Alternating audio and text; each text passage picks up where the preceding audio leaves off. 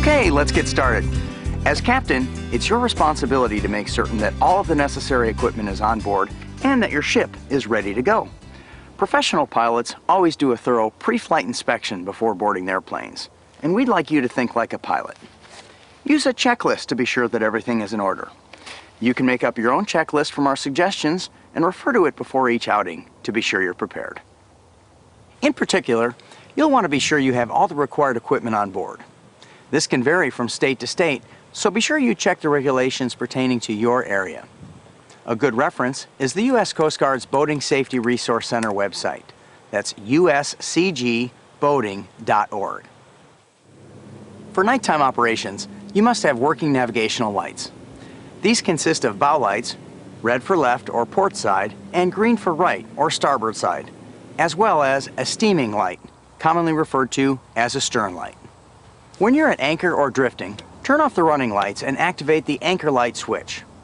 This light should be the highest point on the boat and must be visible from 360 degrees. In most small boats, the stern light and the anchor light are the same instrument. Life preservers, also known as PFDs or personal flotation devices, must be on board for every person in the boat, and they must fit properly. These come in various styles and sizes, so be sure you have the correct ones on board. When it comes to children, you must have a preserver that fits each child properly. Federal regulations require children under 13 wear an approved PFD at all times when the boat is underway, but state and local laws might be more specific, so be sure to check with your local boating authority. Every boat over 16 feet, except canoes and kayaks, must have an approved Class 4 throwable device. The most common is a cushion. Remember, this does not count as a PFD, and again, it must say approved on it. On board any boat with a gasoline or diesel engine, you must have a workable fire extinguisher. Workable means it has not gone past its expiration date, or the indicator needle must be in the green area. There are also regulations pertaining to the proper size and type for your particular boat, so be sure to ask your dealer exactly what you need. Another requirement is that you have on board an approved signaling device. The very minimum requirement is a horn or a whistle. Flares are required under certain conditions, both day and night, generally on a large body of water, the Great Lakes, and open ocean. Flares can be dangerous though. Make sure they are stowed out of the reach of little hands, and be sure to study the warning labels.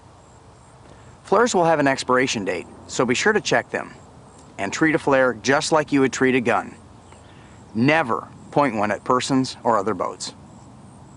Keeping everyone's safety and comfort in mind, we also recommend that you carry the following items: a first aid kit, an anchor and anchor line, a paddle or other forms of propulsion. Your trolling motor works fine for this.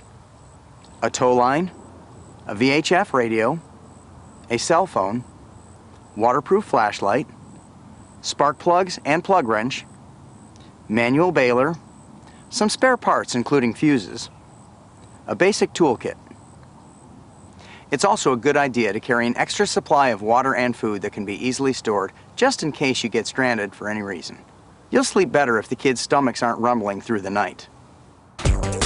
Okay, let's get all this stuff on board so we can...